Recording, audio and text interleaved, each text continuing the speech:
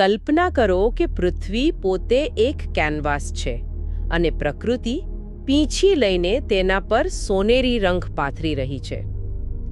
સરસવના ખેતરો જાણે સોનાની ચાદર ઓઢી લે છે, કેરીના ઝાડ પર મંજરીઓ ફૂટવા લાગે છે અને ઠંડી હવામાં એક નવી ઉષ્મા અને ઊર્જા ભળી જાય છે.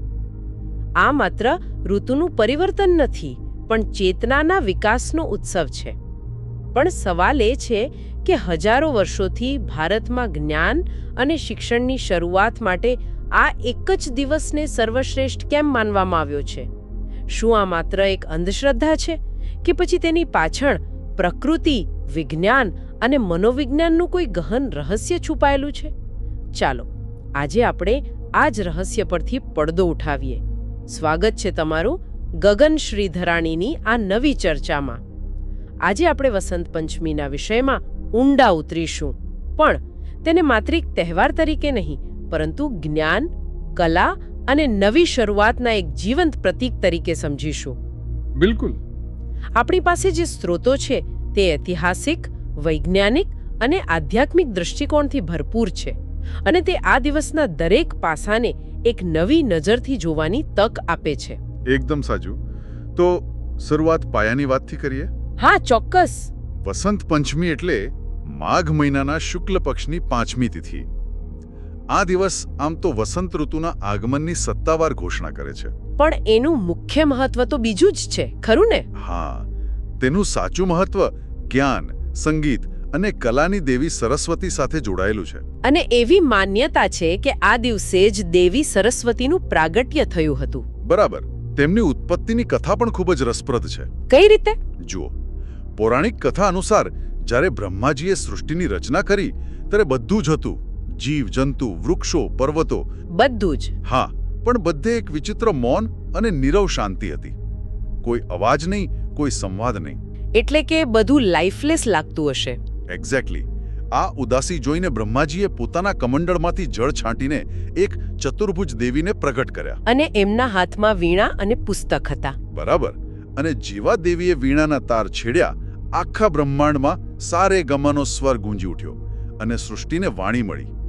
એ દેવી એટલે સરસ્વતી. હા, અને તેમનું સ્વરૂપ પણ કેટલું વિચાર પ્રેરક છે, નહીં? સફેદ વસ્ત્રો, સફેદ કમળ પર બિરાજમાન. આ બધું માત્ર શણગાર નથી, પણ ગહન પ્રતીકો છે. એકદમ સાચું. દરેક પ્રતીકનો એક ઊંડો અર્થ છે. જેમ કે સફેદ રંગ, જે શુદ્ધતાનું પ્રતીક છે. હા, શુદ્ધતા અને સાત્વિક જ્ઞાનનું. પછી પુસ્તક, જે વેદોનું પ્રતીક છે. તે બતાવે છે કે જ્ઞાન માત્ર માહિતી નથી, પણ શાશ્વત સત્યની ખોજ છે. અને વીણા? વીણા કલા અને જીવનમાં સંવાદિતા એટલે કે હાર્મની દર્શાવે છે. એ સંદેશ આપે છે કે જ્ઞાન કલા વગર સૂકું છે. અને કલા જ્ઞાન વગર દિશાવિહીન છે. બિલકુલ. અને તેમનું વાહન હંસ, એ તો નીર ક્ષીર વિવેક માટે જાણીતું છે. એટલે કે દૂધ અને પાણીને અલગ કરવાની ક્ષમતા. હા, અને આજના ઇન્ફોર્મેશન ઓવરલોડના જમાનામાં આ ક્ષમતા કેટલી જરૂરી છે. સાચા અને ખોટા, ઉપયોગી અને બિનઉપયોગી વચ્ચેનો ભેદ પારખવાની બુદ્ધિ. સાચી વાત. અને એમના 4 હાથ, એ મન, બુદ્ધિ, ચિત્ત અને અહંકારનું પ્રતિનિધિત્વ કરે છે. સંદેશ એ છે કે સાચું જ્ઞાન ત્યારે જ પ્રાપ્ત થાય છે જ્યારે આ ચારે વચ્ચે સંતુલન હોય. માત્ર બુદ્ધિ કે અહંકારથી નહીં. ના, ચારેયનું સામંજસ્ય. આ બધી વાતમાં એક રંગ ખૂબ જ નોંધપાત્ર છે, પીળો. સરસવના ખેતરો તો છે જ, પણ શું આટલો જ સંબંધ છે કે પછી તેની પાછળ પણ કોઈ વિજ્ઞાન છુપાયેલું છે? હા, જુઓ, એ એક કારણ તો છે જ, પણ તેની પાછળ ગહેન વિજ્ઞાન અને મનોવિજ્ઞાન પણ છે. એ કઈ રીતે? આધ્યાત્મિક રીતે જોઈએ તો પીળો રંગ આપણા શરીરના મણિપુર ચક્ર એટલે કે સોલર પ્લેક્સસ ચક્ર સાથે જોડાયેલો છે. અચ્છા. આ ચક્ર આત્મવિશ્વાસ, ઈચ્છાશક્તિ અને વ્યક્તિગત શક્તિનું કેન્દ્ર માનવામાં આવે છે. જ્યારે આ ચક્ર જાગૃત થાય છે ત્યારે શીખવાની અને ગ્રહણ કરવાની ક્ષમતા વધી જાય છે. That's fascinating. અને આધુનિક વિજ્ઞાન આ વિશે શું કહે છે? એ પણ આ વાતને માને છે? હા, આધુનિક સંશોધન પણ આ વાતને સમર્થન આપે છે. કલર સાયકોલોજી મુજબ પીળો રંગ મગજના એ ભાગને ઉત્તેજિત કરે છે જે તર્ક અને યાદશક્તિ માટે જવાબદાર છે. ઓહ, વાહ! એટલું જ નહીં, તે જોવાથી શરીરમાં સેરોટોનિન નામના હેપી હોર્મોનનો સ્ત્રાવ વધે છે, જેનાથી શીખવાની પ્રક્રિયા તણાવપૂર્ણ નહીં પણ આનંદદાયક બને અને એકાગ્રતા વધે. બરાબર.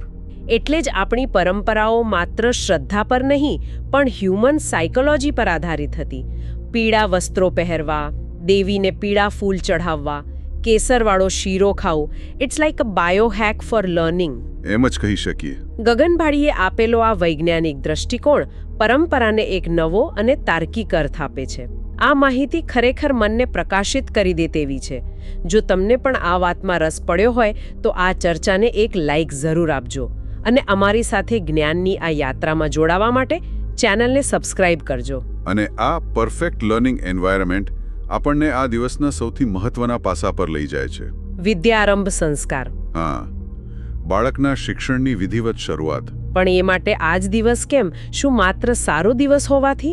ના, તેની પાછળ પણ એક તર્ક છે. પ્રાચીન ગુરુકુળ વ્યવસ્થા જુઓ, એ પ્રકૃતિની ગોદમાં હતી. વસંત ઋતુ એવો સમય છે જ્યારે પ્રકૃતિ પોતે સર્જનના શિખર પર હોય છે. વૃક્ષો પર નવા પાન ફૂટે છે, ફૂલો ખીલે છે, પક્ષીઓનો કલરવ હોય છે. આખું વાતાવરણ એક નવી ઉર્જાથી ભરપૂર હોય છે. એટલે એ શીખવા અને એકાગ્રતા માટે સૌથી અનુકૂળ સમય છે. ચોક્કસ. આવા સમય જ્યારે બાળકના મનમાં જ્ઞાનનું પ્રથમ બીજ રોપવામાં આવે ત્યારે તે વધુ સારી રીતે વિકસે છે.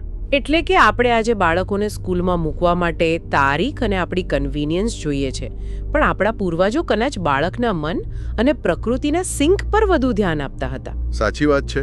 અહીં ગગનભાઈએ આપેલા તારણ પરથી જો વિચારીએ તો આ માત્ર એક રિવાજ નહોતો પણ એક હોલિસ્ટિક એજ્યુકેશનલ અપ્રોચ હતો. અને આ પરંપરા આજે પણ ભારતના ખૂણે ખૂણે જીવંત છે, ભલે નામ અલગ અલગ હોય. જેમ કે પશ્ચિમ બંગાળમાં. પશ્ચિમ બંગાળમાં તેને હાથેખોરી કહે છે, જ્યાં બાળકને સ્લેટ પર પ્રથમ અક્ષર લખાવવામાં આવે છે. અને દક્ષિણ ભારતમાં અક્ષર અભ્યાસમ. હા, એમાં ચોખાના ઢગલા પર બાળક પહેલો અક્ષર લખે છે. ઓડિશામાં તેને ખડી છુઆન કહે છે. જ્ઞાનની શરૂઆત એક ઉત્સવની જેમ થવી જોઈએ, બોજની જેમ નહીં.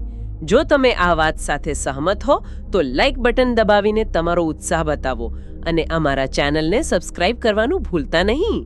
આ દિવસ માત્ર પરંપરાઓનો નથી પણ પ્રેરણાદાયક કથાઓનો પણ છે, જે જ્ઞાનની શક્તિ દર્શાવે છે. જેમ કે મહાકવિ કાલિદાસની કથા. બરાબર. કહેવાય છે કે કાલિદાસ શરૂઆતમાં અત્યંત મૂર્ખ હતા. એટલા કે જે ડાળી પર બેઠા હતા તે જ કાપી રહ્યા હતા. હા, અને તેમના આ અજ્ઞાનથી અપમાનિત થઈને જ્યારે તેમની પત્ની વિદ્યુત્તમાએ તેમને ઘરની બહાર કાઢી મૂક્યા ત્યારે હતાશ થઈને તેમણે આત્મહત્યા કરવાનો પ્રયાસ કર્યો. પણ એવું કહેવાય છે કે તે જ સમયે દેવી સરસ્વતીએ તેમને દર્શન આપ્યા અને જ્ઞાનનું વરદાન આપ્યું. હા, અને એ પછી એ જ મૂર્ખ યુવક મહાકવિ કાલિદાસ બન્યા, જેમને આજે આપણે ભારતના શેક્સપિયર તરીકે ઓળખીએ છીએ. આ કથાનો સાર એ છે કે જ્ઞાન કોઈ પણ વ્યક્તિને ટ્રાન્સફોર્મ કરી શકે છે. It's the ultimate power. પણ આ દિવસ માત્ર જ્ઞાન સાથે જ નહીં, પ્રેમ સાથે પણ જોડાયેલો છે, ખરું ને? હા, બિલકુલ. બીજી કથા કામદેવ અને ભગવાન શિવની છે. એ શું છે? જ્યારે શિવજી ઊંડા તપમાં લીન હતા ત્યારે સૃષ્ટિનું સંતુલન ખોરવાઈ રહ્યું હતું. દેવતાઓની વિનંતી પર પ્રેમ અને વાસનાના દેવતા કામદેવે શિવજીની તપસ્યા ભંગ કરવા માટે વસંત ઋતુનું નિર્માણ કર્યું. અને તેમના પર પુષ્પબાણ ચલાવ્યો. હા, અને ક્રોધિત શિવે ત્રીજું નેત્ર ખોલીને કામદેવને ભસ્મ કરી દીધા. પણ પછી કામદેવની પત્ની રતિના વિલાપથી દ્રવિત થઈને શિવજીએ વસંત પંચમીના દિવસે જ કામદેવને પુનર્જીવિત કર્યા. આથી આ દિવસ પ્રેમ અને પ્રકૃતિના પુનર્જીવનનો પણ ઉત્સવ છે. ગજબ. ગગનભાઈએ જે રીતે આ બધી કથાઓને એક સાથે ગૂંથી છે તે ખરેખર દર્શાવે છે કે આ તહેવાર કેટલો મલ્ટી ડાયમેન્શનલ છે. એક તરફ જ્ઞાનની ગંભીરતા છે તો બીજી તરફ પ્રેમ અને પ્રકૃતિનો ઉલ્લાસ. અને સૌથી રસપ્રદ વાત એ છે કે પ્રકૃતિના ચક્ર સાથે જ્ઞાન અને નવી શરૂઆતના ચક્રને જોડવાનો વિચાર માત્ર ભારત સુધી સીમિત નથી. It's a universal concept. Interesting. દુનિયામાં બીજે ક્યાં આવું જોવા મળે છે? જુઓ, જાપાનમાં શૈક્ષણિક વર્ષ એપ્રિલમાં શરૂ થાય છે, જ્યારે ચેરી બ્લોસમ્સ એટલે કે સાકુરા ખીલેલા હોય છે. ઓ, આ ફૂલો નવા જીવન અને ક્ષણિક સૌંદર્યનું પ્રતીક છે, જે વિદ્યાર્થીઓને શીખવા માટે પ્રેરણા આપે છે. અને ઈરાનમાં પણ એવું જ કંઈક છે, નહીં? હા, ઈરાન અને મધ્ય એશિયાના દેશોમાં નવું વર્ષ નવરોઝ વસંતના આગમન સાથે જ ઉજવાય છે. જે નવી શરૂઆત અને પુનર્જન્મનો ઉત્સવ છે. So it's a universal human instinct. આપણે જ્યારે પ્રકૃતિને રીજનરેટ થતી જોઈએ છીએ ત્યારે આપણે પણ સબકોન્શિયસલી નવી શરૂઆત કરવા માટે ઇન્સ્પાયર થઈએ છીએ. બરાબર. ગગનભાઈનો આ ગ્લોબલ પર્સ્પેક્ટિવ આખા વિષયને એક નવું જ પરિમાણ આપે છે. આ ગ્લોબલ કનેક્શન્સ જાણીને જો તમને પણ મજા આવી હોય તો અમારી ચેનલને સબસ્ક્રાઇબ કરવાનું ભૂલતા નહીં, જેથી તમે આવી કોઈ પણ ઇન્સાઇટફુલ ચર્ચા મિસ ન કરો. આ બધી ચર્ચા પરથી એ સ્પષ્ટ થાય છે કે વસંત પંચમી માત્ર કેલેન્ડરની એક તારીખ નથી. ના, બિલકુલ નહીં. તે પ્રકૃતિ, વિજ્ઞાન, મનોવિજ્ઞાન અને આધ્યાત્મિકતાનો એક અદ્ભુત સંગમ છે. એ આપણને યાદ અપાવે છે કે શીખવું એ જીવનભરની યાત્રા છે. જેમ પ્રકૃતિ જૂના પાંદડા ખેરવીને નવા પલ્લવ ધારણ કરે છે, તેમ આપણે પણ આપણા અજ્ઞાન અને જૂના વિચારોને ત્યજીને નવા જ્ઞાન માટે હંમેશા આપણા મનના દ્વાર ખુલ્લા રાખવા જોઈએ. અને આજના આર્ટિફિશિયલ ઇન્ટેલિજન્સ અને ઇન્સ્ટન્ટ ઇન્ફોર્મેશનના યુગમાં જ્યાં જ્ઞાન આપણી આંગળીના ટેરવે છે, ત્યાં વિદ્યા આરંભ એટલે કે શીખવાની એક પવિત્ર અને ઇરાદાપૂર્વકની શરૂઆત આપણા માટે શું અર્થ રાખે છે? ખૂબ જ સારો સવાલ છે. આપણે આપણા જીવનભરના શિક્ષણની યાત્રામાં એ જ શ્રદ્ધા, ગંભીરતા અને ઉત્સવનો ભાવ કેવી રીતે લાવી શકીએ? આ વિચાર સાથે અમે તમને છોડી જઈએ છીએ. આશા છે કે જ્ઞાન અને કલાનો આ ઉત્સવ તમારા જીવનમાં નવી ઊર્જા અને પ્રેરણાનો સંચાર કરશે. કારણ કે અંતે તો જ્ઞાન જ એ શક્તિ છે જે આપણને અંધકારમાંથી પ્રકાશ તરફ લઈ જાય છે. ગગન શ્રી ધરાણીની આ નવી ચર્ચા સાંભળવા બદલ આપ સૌનો ખૂબ ખૂબ આભાર.